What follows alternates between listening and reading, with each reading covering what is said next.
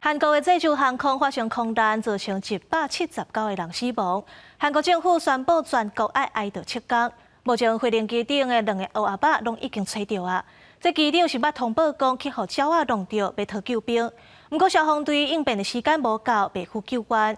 政府讲未来所有共型的波音飞机拢爱做特别检查。 南韩史上发生上界严重的空难过后，搜救人员继续伫武安机场对机所在来清理检查。将机长2具乌阿伯已经找到啊，机长的飞行数据记录器外观破去啊，解脱时间可能要1个月。国土交通部30条开记者会讲，离到空难发生进前，塔台北发出鸟仔弄飞行机的警告。 1分钟了后，机长就回报鸟仔弄着飛行機，發出求救。5分鐘了後，飛行機就摔落咯。 메이데이 세 번 선언했고요.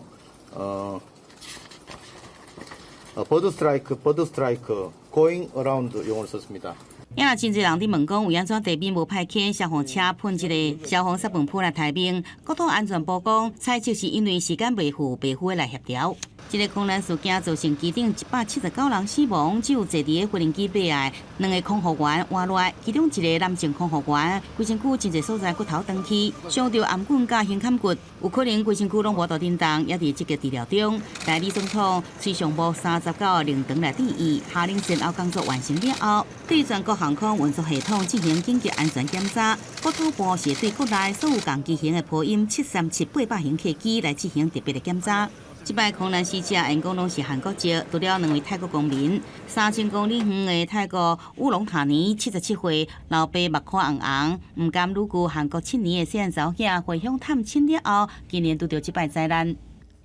ทำใจเอาสินะครับที่ไปคิดตั้งแต่นั้นสิคิดว่าเหตุจังไดจำเป็นมันเกิดอุบัติเหตุแล้วผู้ใดก็คือกันบ่ว่าเพิ่นว่าโต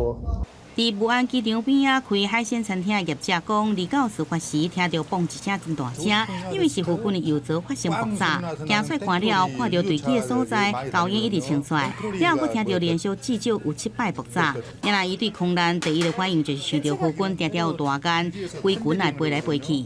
南韩朝鲜日报报道，武安机场伫1999年金大中政府时期动工，2007年正式来启用。虽然附近5分钟航程外口已经有机场啊，不过为着讨好地方的选民而推进，伊有使用率真少，也要出现民众伫跑道顶面拍险球仔的情形。另外，地点瓦郡湿地保护区12000只冬天的道鸟前线停留，真侪互鸟仔弄到机会上悬的机场。这摆空难搁再暴露出机场地质选无好的缺陷。韩国代理总统崔尚武伫9宣布为这摆进行7天的全国哀悼。美国总统拜登发声明致哀，讲准备好提供必要协助，也派出专家团队来赴南韩协助调查。公视新闻是会中编译。